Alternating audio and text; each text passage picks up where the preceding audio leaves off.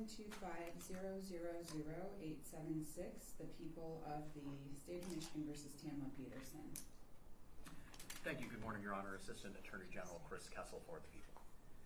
Good morning, Your Honor. Gerald Gleason on behalf of Tamla Peterson, who's seated to my left. Thank you. Could you stand and state your name? Tamla Peterson. Thank you. Are you still using the same address that I have for you in the court file? Yes. Thank you. Today is the date and time we had scheduled a motion that was filed on behalf of the defendant.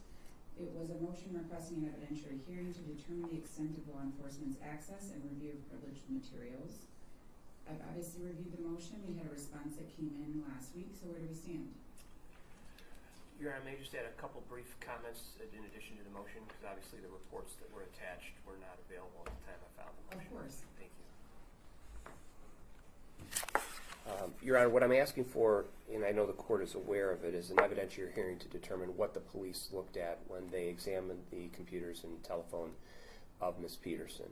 At the time I filed my motion, I was aware that the detectives from the Detroit Police Department had done an investigation because they told the magistrate when they did the swear-to and the bond hearing that they had revealed, and I believe the Attorney General made some comments as well, that they had located information that they used to persuade the magistrate, among other things, to set a very high bond. There were a very limited amount of reports at the time indicating that at least they had looked at things, but not the nature of the searches, how they had located them, anything that really documented the searching that went on. Ms. Peterson had attorneys prior to February, I believe, 5th when the items were seized.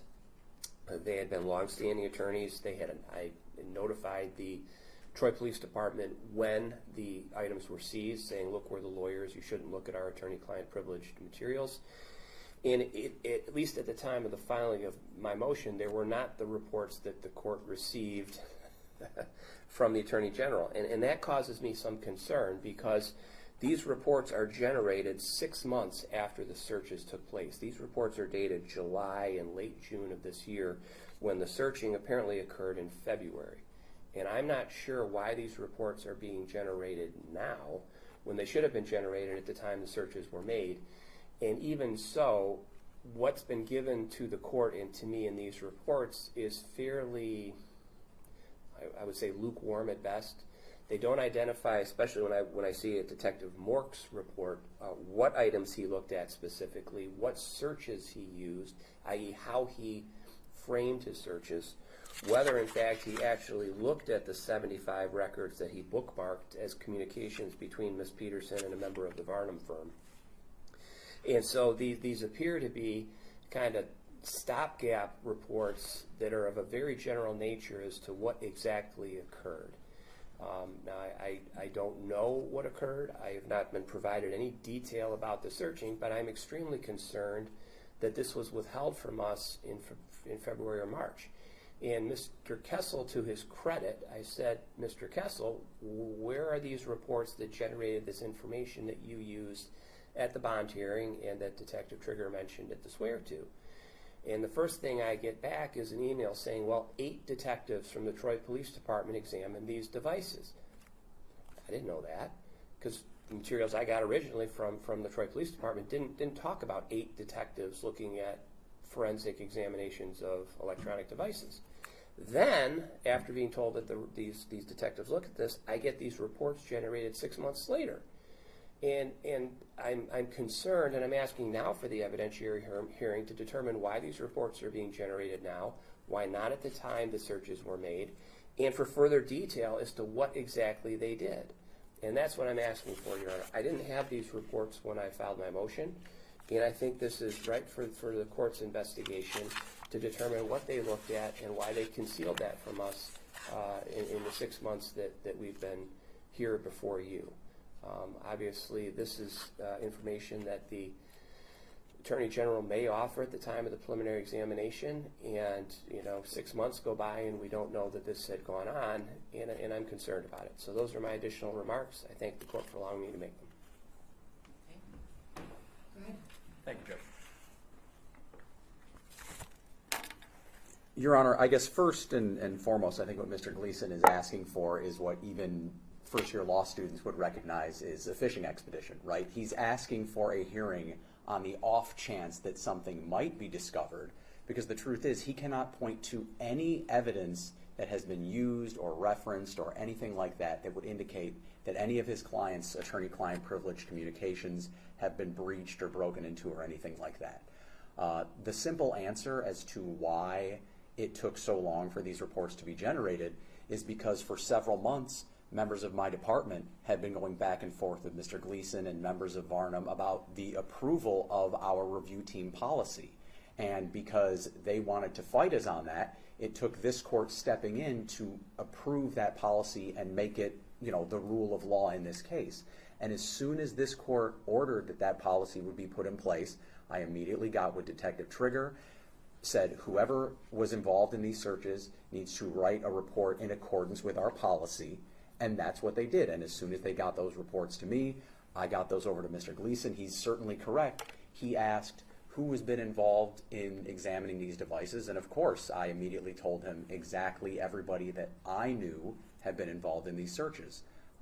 It's certainly easy for him to say these things have been concealed, but again, Judge, you know, Mr. Gleason can't have it both ways. He can't say for months, we think your review team is inadequate and it can't be used, and then months later say, well, your review team should have been being used back then, and why wasn't it? And there's concealment. There's been none of that, Judge. I would indicate that these devices were seized, and Detective Trigger, as is noted in the attachment, was in contact with Ms. Peterson's attorneys. And Ms. Peterson's attorneys never said, do not search any of these devices because they contain privileged material. What it says is, when you look through these devices, please be aware that there may be privileged material, and take care not to look at that. And everything that I have seen, and even everything Mr. Gleason has seen, though he might not want to admit it, indicates that that is what was done. There were items that were recognized as privileged. Those items were set aside because that's how the Troy PD does things, and that's how we would want things to be done. The Troy PD is not some police department that has never dealt with potentially privileged material on electronic devices. They know what they're doing, and there's nothing that anybody can point to suggest they've done otherwise. So, Judge, we're objecting to the evidentiary hearing. It is a classic fishing expedition. Not only has there been any impropriety, but even Mr. Gleason has to admit there's not even the appearance of impropriety. There's just the hope that some might be discovered, and that's not what evidentiary hearings are for. Okay. It's your motion, so did you want to have the last word? I always like the last word, Your Honor. Actually, I'll give the last word. But Well, you get the final word, Your Honor. It's a slight difference. I disagree with Mr. Kessel that I somehow put a pause on anything. When a police officer does an investigation, they're supposed to write a report. They didn't, and they didn't for some reason. And it's nothing's in here says Mr. Kessel told us not to do it, not to write a report. They simply didn't write the reports. That's not a function of my complaint about a tainting. That's a function of a breakdown at the Troy Police Department as to why 8 or 9 detectives didn't write reports when they examined these electronic devices. And that's the appearance of impropriety when you have 6 months later, oh yeah, we did this general review, we're not going to tell you what our search terms are, we're not going to tell you how we did it. And in Detective Mork's case, not state explicitly, I did not review privileged materials. Thank you. okay. Well, I've had a chance to review, obviously, the motion, which essentially is just seeking the court's approval for an evidentiary hearing at this point. And the people filed a response, and they attached a number of reports that we've discussed on the record today that appear to cover each one of the detectives that was involved in investigating this matter. I read the cases that were also cited. You didn't really refer to them here when you're arguing on the record today, but of course I took the time to read both of them. One of them is published, one of them is unpublished. The published opinion and the unpublished opinion cite back, of course, to U.S. Supreme Court decision that the court has to take into consideration. I also reviewed every word of the transcript that was provided, looking for some information, even though it wasn't very clear or clearly articulated in the defendant's motion about what specific information. There is cause to be concerned about, that I could consider may or may not have been utilized by the detectives and may or may not have been in the context of privileged communication. And that's the support that I'm looking for, to side with the defense in their request for an evidentiary hearing. Everything that I reviewed, every case, every opinion, really indicated that the defendant would have to make a prima facie case, that there's some specific information that was utilized in the course of the investigation that then ultimately led to support probable cause to arrest, the charges that were authorized by the state, that was a violation of Ms. Peterson's privilege rights. And there was nothing specific that the defense presented, nothing that I could see in the transcript that was provided. And to be very honest, it was only 2 points within that transcript on page 17 and page 19 where there was even reference to a review of the materials or the devices that were seized, specifically the phones and the computers. In those 2 points in the transcript, there's nothing specific. There's some talk about photos, CCTV footage that outlined what was able to be viewed within the office or within the location in which the incident was alleged to have occurred. Messages that were allegedly taking place between Ms. Peterson and her staff. There was also reference on page 19, but I found that information to be more in line with information that was put forth to support a bond request. Nothing in here that outright gave the court any indication that this information that was cited came from these privileged communications between Ms. Peterson and her attorneys. So that's the issue that I'm really struggling with to get us to that point where I would be able to support and grant the motion seeking an evidentiary hearing. Without that, really what would happen if I approved it is an opportunity for us to bring in each one of the detectives that had some role in the investigation and question them ad nauseum about information just to see what they would testify to. The reports that were provided and attached to the plaintiff's response, you're saying, why now? I felt like you had requested this information.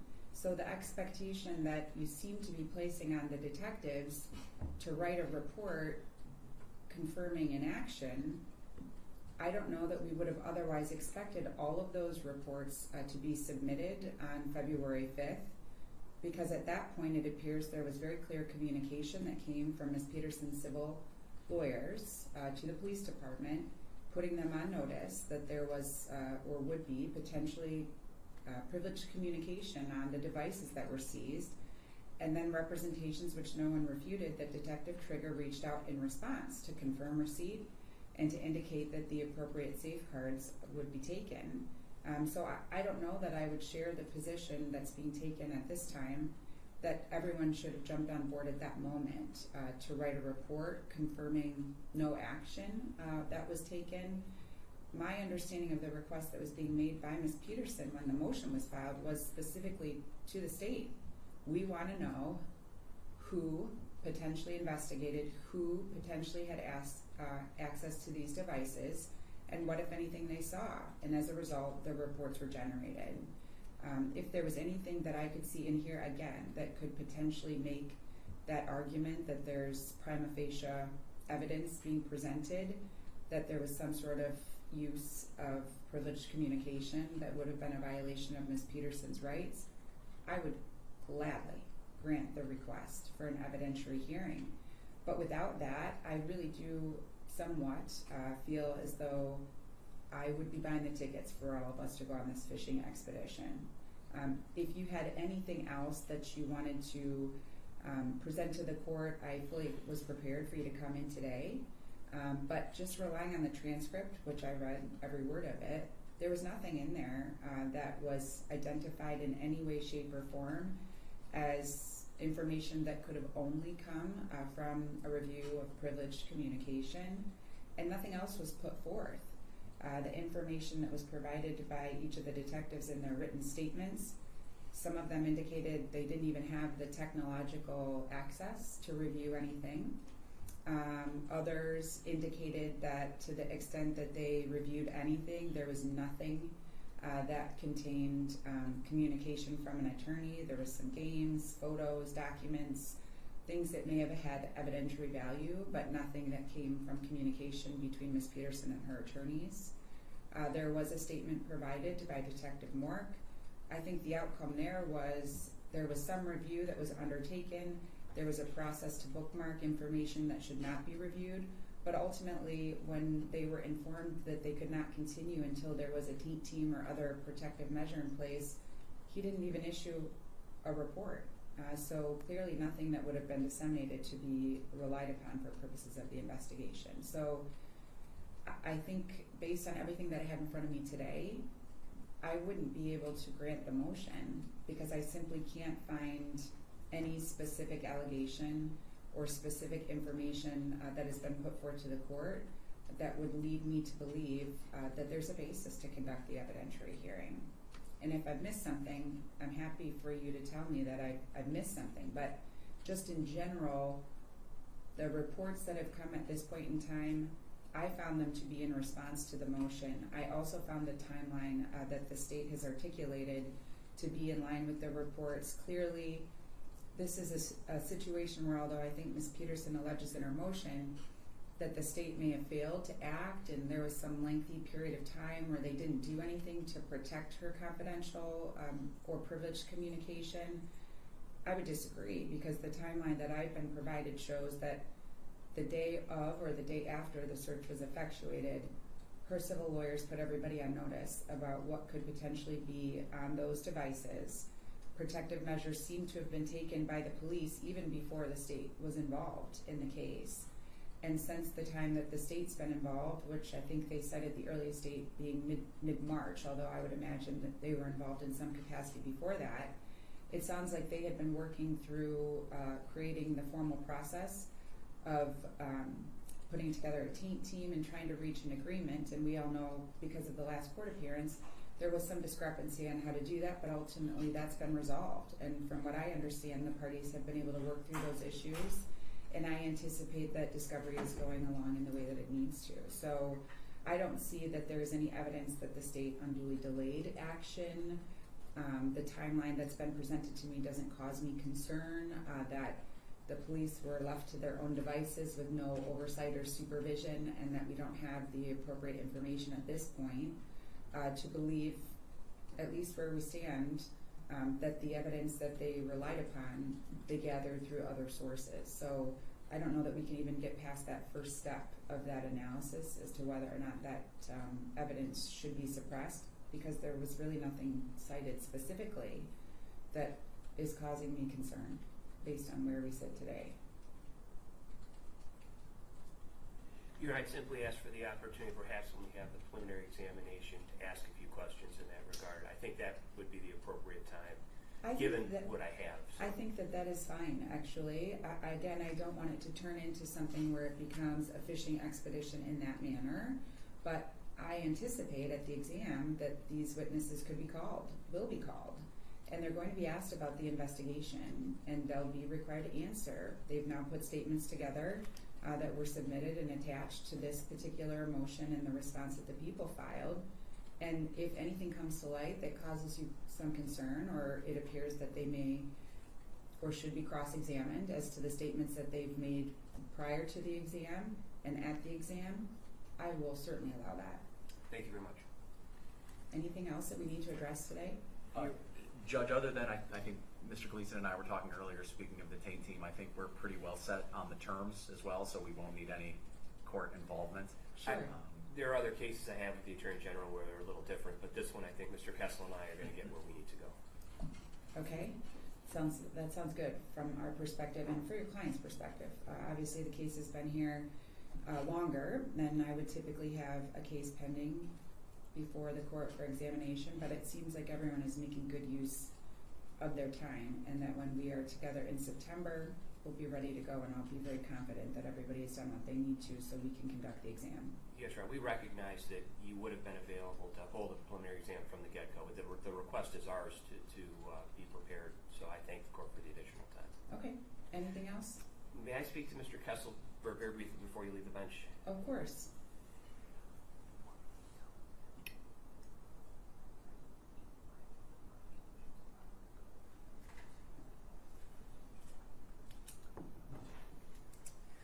Your Honor, the Oxford Center in Brighton is going to be sold, and currently the bond conditions prohibit Ms. Peterson from going there.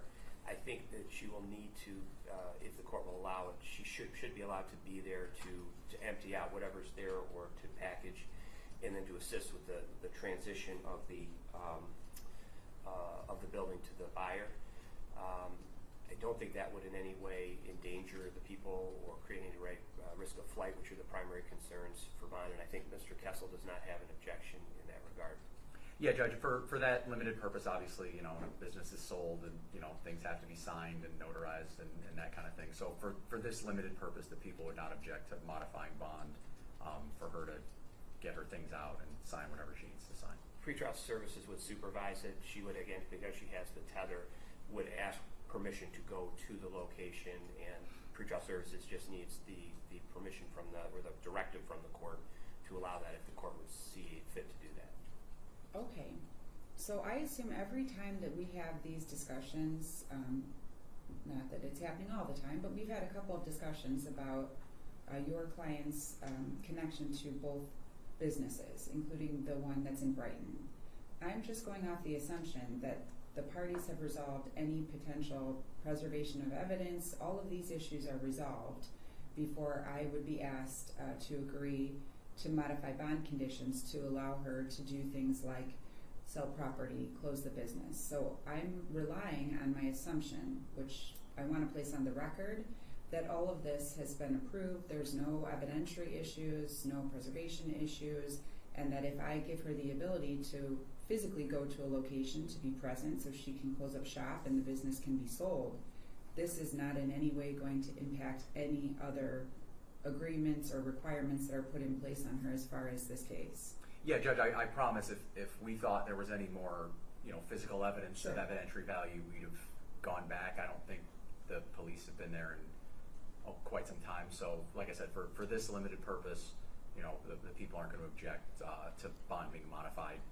on this day for this purpose. Okay, that's all I wanted to make a record of. That was my assumption, but I want to make sure we put it on the record. So did you have a specific date, or you want to just have the It's going to require request? a series of days, I think, and Okay. so I'm just asking for that. Obviously, once the building is sold, she would have no reason to return there. Sure. But we just, and again, all of the documentary or other materials there, I won't say evidence, I don't think it's evidence, but Right. those will be preserved. We're not throwing anything out. We're just simply getting into storage so the buyer can come in and take over the building. Sure, I don't have an issue with that as long as she follows the required notice to pretrial services so that they can ensure that she's compliant. I would permit her to deviate from the otherwise do not return to or do not be involved in the day-to-day operations. And I would assume that she's able to do this without the assistance of any of the former employees that would be co-defendants. I think there's one person there who's a janitorial person, but everybody else, that would be correct. Okay, I mean, as long as it doesn't impact the others that are proceeding through the court system as well. It would not. Okay, not a problem. Thank you, Your Honor. I'll grant that, and she can provide notice to pretrial services, and they can assist in facilitating. If anything else is needed, just let us know along with Mr. Kessel. We can modify it without you having to come back to court. Thank you very much, Your All Honor. right? Thanks, Judge. Thank you.